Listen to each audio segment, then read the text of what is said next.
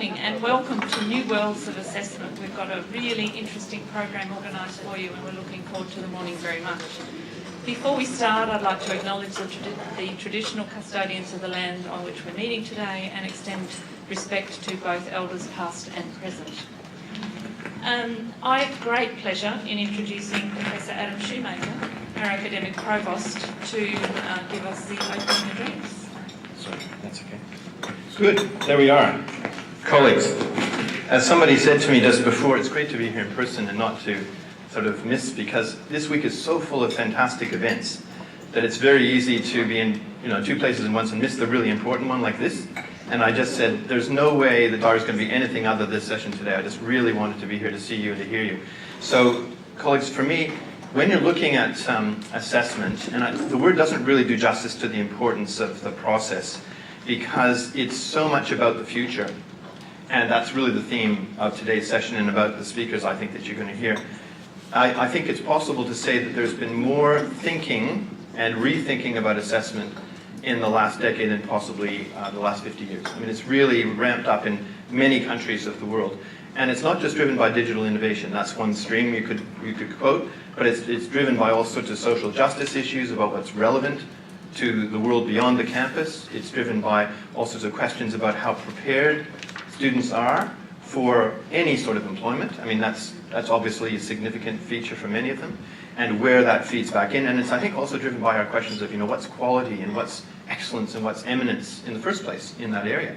And so Griffith is, and one of the things that's exciting about Griffith, and one of the reasons I loved coming here and still love being here, when I come to work every day, is to think about the innovation that's going on.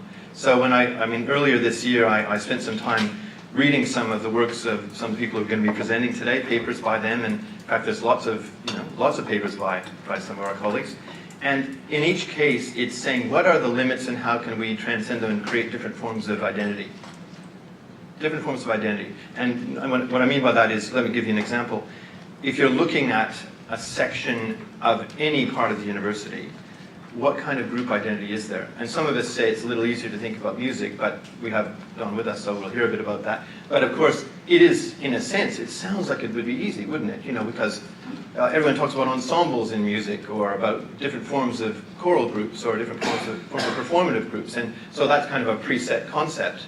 But then again, you have very individualized, training regimes and thinking regimes and practice regimes, which are both tying into that person and to that larger group.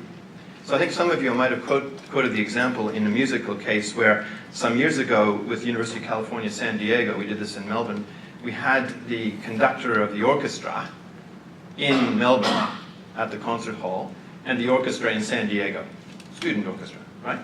And the test was to see what that did, and everyone was saying, because this was an assessable item, the performance, and they were going to see how they did. Poor students, you sort of think, gosh. But it was fascinating to see what happened, because the mediation of that at first was a problem. There was a lot of latency and sort of gap, a bit like when you see, transfers to Kerry O'Brien or someone else and they sort of pause, in the late line. But then after that, everything started to change. And it was partly because all the students who were playing started working together in a different way. They actually started looking at each other, not just at the conductor. In other words, almost like this idea of self-efficacy that you talk about in terms of both the world of work and also assessment started to kick in. And by the end of the series, the conductor was saying, this is unbelievable. I've actually almost generated a different form of energy. And so when they all were interviewed afterwards, they said, well, we were aware of the conductor, but we were much more aware than usual of each other. And we had to rely upon our colleagues in a different way, almost not just a survival way, but a kind of enhancing, entrancing way. I've never forgotten that example because I've often wondered, how could you induce that kind of behavior in other disciplines? And how would you ever assess it? How would you measure it? How would you give credence to the outcome?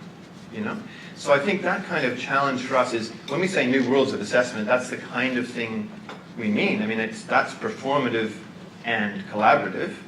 And in other cases, you could be talking about the new degree in paramedicine that's starting next year. It's life-saving, and a lot of it will come around that. So we're actually sometimes assessing things which have an incredibly pertinent skill towards people's survival, And in the same way, if you go to the dental school, have many of you been to the dentistry schooling person? I don't know, some of you would. But in this room, many people have been down there? It's, or anyone been treated? Oh, good.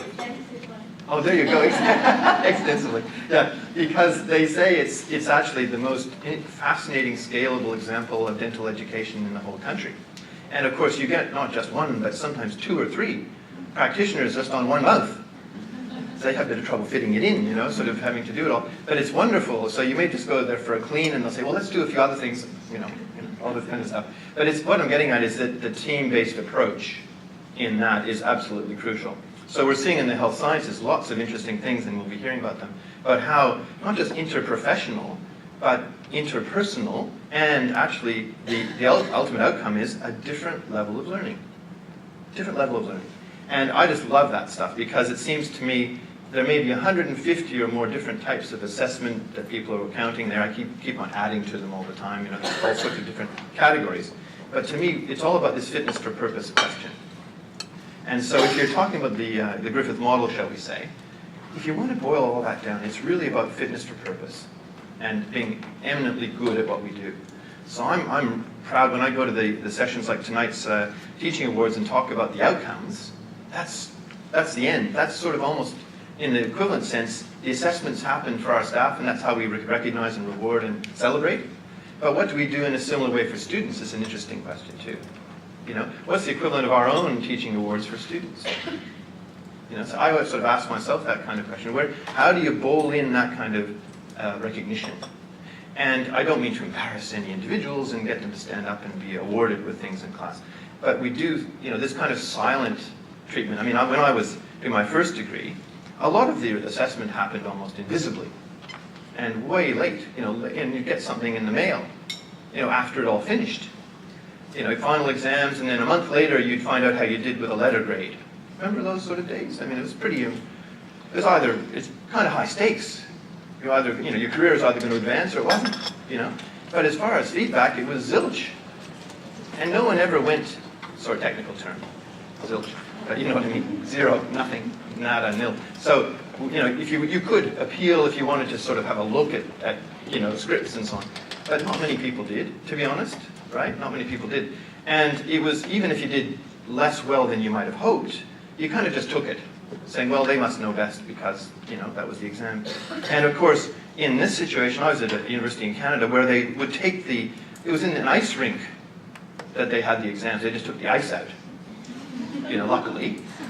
You know, we could have concentrated a little more with the, you know, still in there. And then put carpets down for a bit of quiet, which was nice, good thing, and then clocks everywhere. But you sort of felt you were in an unusual environment, you know, in the middle of a kind of gladiatorial combat zone, writing an exam in, you know, with the classic rows and all that. You know what it's like. We've all been through that. So that's what you might call the example at the farthest extreme of assessment as we used to know it. And we still, by the way, do that stuff, too. And I keep asking myself, was that really a great preparation for my life? And, you know, I still to this day, can I make a confession? I still to this day, sometimes in April, around the 15th of April, have a nightmare that I haven't gotten to my exam on time. Just because that was the actual date. This is like years later, you know. Somebody said scarred for life, you know, by the experience.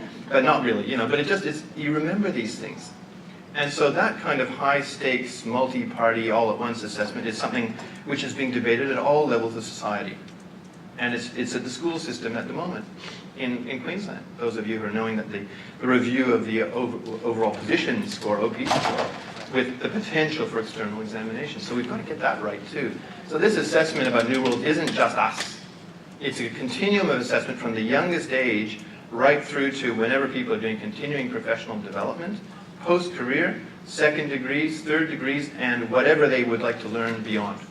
That's my view, that assessment has no limits.